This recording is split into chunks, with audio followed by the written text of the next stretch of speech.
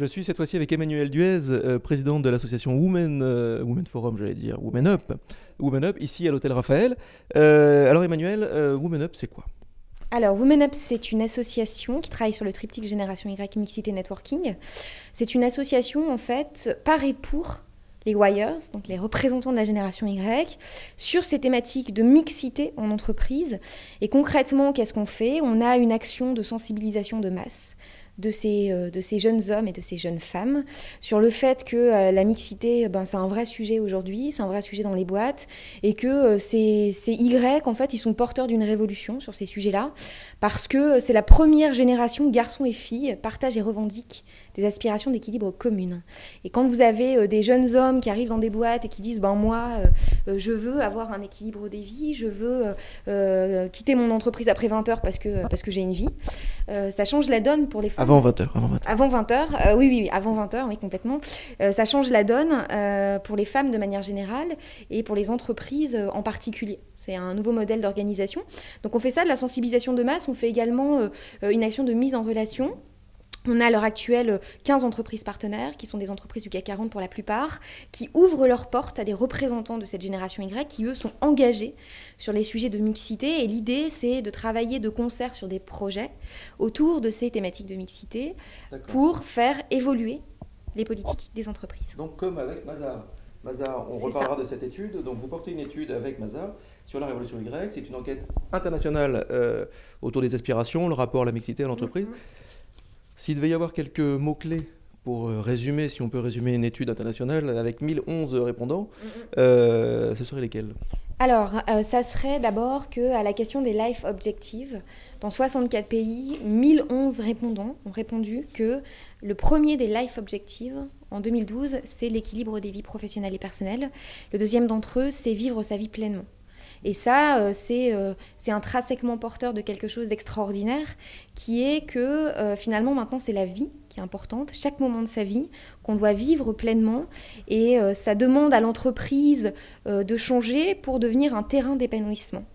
Et ça montre quelque chose, on dit beaucoup de mal sur la génération Y, c'est un concept marketing assez galvaudé. Dépourvu d'ambition, instable, ingérable, égoïste, etc. Voilà, exactement, difficile à manager, un peu enfant gâté sur les bords. Et ce que ça montre là, c'est que non, c'est que simplement on est arrivé à la fin d'un modèle où on donnait tout à sa boîte, on se sacrifiait pour sa boîte, parce qu'on pensait rester 30 ans dans sa boîte. Aujourd'hui, ça n'est plus le cas, et ce que les Wires mettent sur la table, c'est une nouvelle façon d'appréhender le rapport à l'entreprise. C'est de dire à la boîte, ok, je te donne parce que je reçois, je m'engage à hauteur de ce que je reçois, et j'ai envie de profiter de chaque minute passée dans l'entreprise, donc je veux que ça devienne une source d'épanouissement professionnel.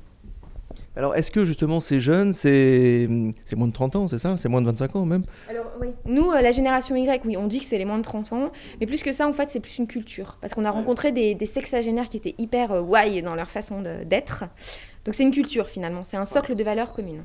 Alors, est-ce que cette culture-là, est-ce que cette génération Y a quand même conscience que tout ça est assez long, que le changement ne se produit pas forcément par la rupture, et que du coup c'est une adaptation, mais eux doivent s'adapter également et peut-être aider les autres qui ont peut-être du mal aussi à s'adapter? Tout à fait. Alors oui, évidemment, c'est pas parce que la génération Y arrive sur le marché du travail qu'il y a une espèce de bombe atomique, une grenade dégoupillée qui va défoncer l'entreprise, c'est pas du tout le cas.